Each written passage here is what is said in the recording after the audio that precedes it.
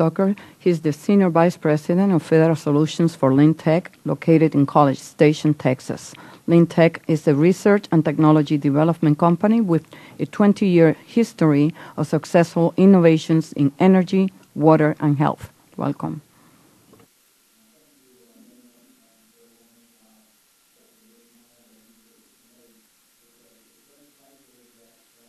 I appear before you today to offer Lynntech's views on the proposed legislation to reform the Small Business Innovation Research Program. As the Chairwoman noted, Lynntech is headquartered in College Station, Texas. We are the largest SBIR contractor in the state and one of the largest in the country. The legislation that we're reviewing this morning has been the product of very hard work and thought generated by your staff, Madam Chairwoman. Contrary to the comments of the opposition, this legislation has not been rushed through a process of dictatorial powers, but rather from the input of all parties to ensure that change is accomplished in a thoughtful way and as a result of the input from stakeholders. As a result, Lynntech, I would be pleased to note this morning, is announcing its intention of forming a new coalition of SBIR companies that agree with our view that reform requires access to all capital sources and that technology transition should be the centerpiece of the program. This new coalition will be known as the Council on Small Business Innovation and Research and is intended to provide SBIR firms an opportunity to present alternative viewpoints to the Congress on issues of the day. As we've stated many times before, we believe that last year's debate focused on the wrong set of issues. SBIR firms need the opportunity to access all sources of capital to be successful in the one principle that should be guiding the program, and that's moving technology into the marketplace. Ownership of SBIR companies by venture capital firms should not be guiding our discussion regarding reform of the program.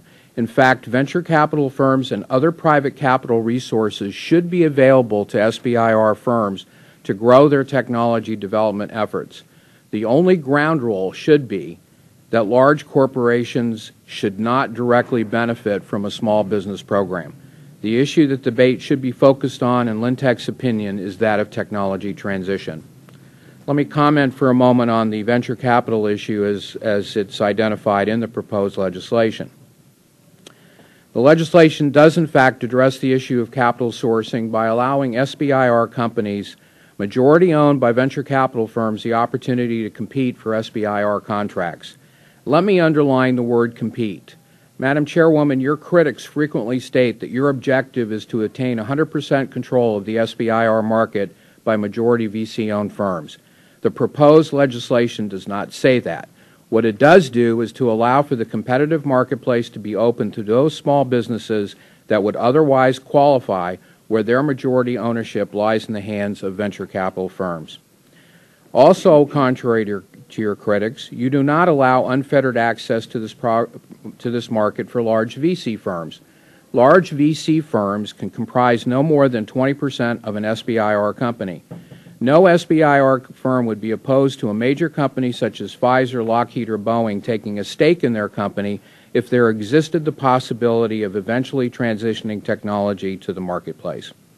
In fact, Lynntech is concerned that its ability to raise capital in the private markets could be damaged by the continued prohibition on majority ownership by VC firms.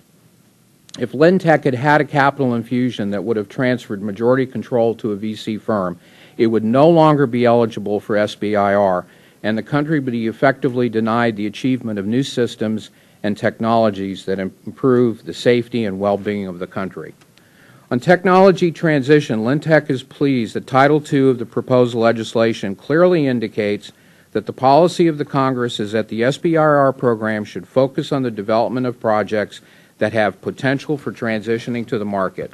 Lynntech applauds this objective and believes it is key to the efforts undertaken for SBIR reform. The proposed legislation further establishes a reporting mechanism for federal agencies to report on the success of their commercialization efforts. This last provision is especially key as much of the reform debate has been hampered by inadequate data. The proposed legislation also establishes a process whereby technology transition efforts would be supported by Phase 3 funding. The definition of what constitutes Phase 3 is clearly outlined, and the agencies are given a number of tools to use in the achievement of Phase 3 objectives. There are a couple of concerns that we have in regard to the legislation. We would like to see the allocation for SBIR funds to be increased, and we have also commented in regard to the authorization period being extended for more than a period of 2 years. Despite these minor concerns, however, Lynntech believes that in general the proposed legislation goes a long way to achieving the SBIR reforms that are so desperately needed. Thank you.